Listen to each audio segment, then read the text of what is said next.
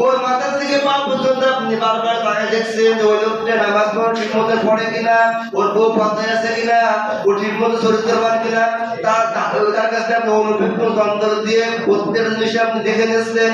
আর আপনার বাইরে যখন মতো করবে একটা ইউনিয়ন চেয়ারম্যান, একটা জেলা যখন এমপি যখন নির্বাচিত হয় তখন আপনি একটা বার ভেবে দেখেন না ওরা কি দরকার না, এটা দরকার এটাও যেরকম দরকার ওটাও সেরকম দরকার। নামাজটা আমাদের শিক্ষা দেয় এগুলা। আপনি যখন কাতারে শুদ্ধা করে দাঁড়ান, কাতার শুদ্ধা করতে বলায় কি কারণে দেখা যাবে এখানে আমলিগ আছে, বিএমপি আছে, জামাত আছে, কেউ কি কোনো ঠাড়াঠাড়ি করে? কেউ তো কোনো ঠাড়াঠাড়ি করে না, সবাই আমরা এক কাতারে চলি। এখান থেকে শিক্ষা হলো এইটা, বাইরে যেয়েও কিন্তু আমাদের এক কাতারে থাকতে হবে। কিন্তু বাইরে যাই কি আমরা এক কাতারে থাকি ওই অমুক বাদ্যের সাথে দূর করেন মসজিদের সামনে একাত্তরে বাইরে যায় একাত্তরে থাকলে নামাজ তোমাদের শিক্ষা দেয় কয়টা তার ভিতরে একটা শিক্ষা লেগে নেতা নির্বাচন করা।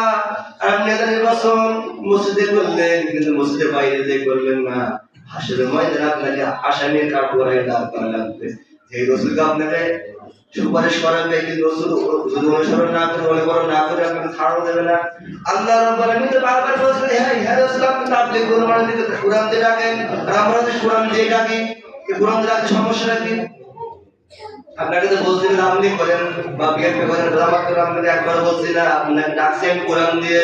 কোরআন যা বলেছে সেটাকে মানো, কোরআন যেটাকে নিষেধ করেছে সেটাকে অমান্য করো, এইটাই বলছি আমরা। আপনাকে বলছি না যে কোরআনের বিরুদ্ধে চলতে বা কোরআনের যে আইনগুলো এর বিরুদ্ধে চলে। আপনাকে একবার বলছি, আপনাকে বলছি বারবার একই কথা, আপনি কোরআন দিয়ে আপনার জীবনটাকে পরিপূর্ণ করেন।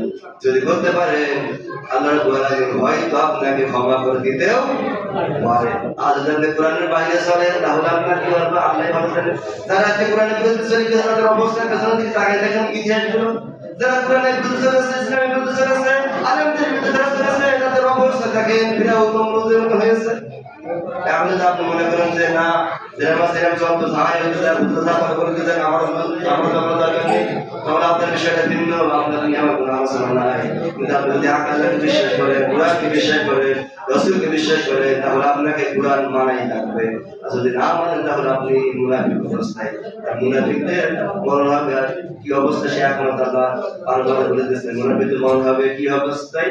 মুনাফিক মরার সময় পানিও পাবে না, মুনাফিক মরার সময় পানি দিলেও তার তৃষ্ণাও মিটবে না।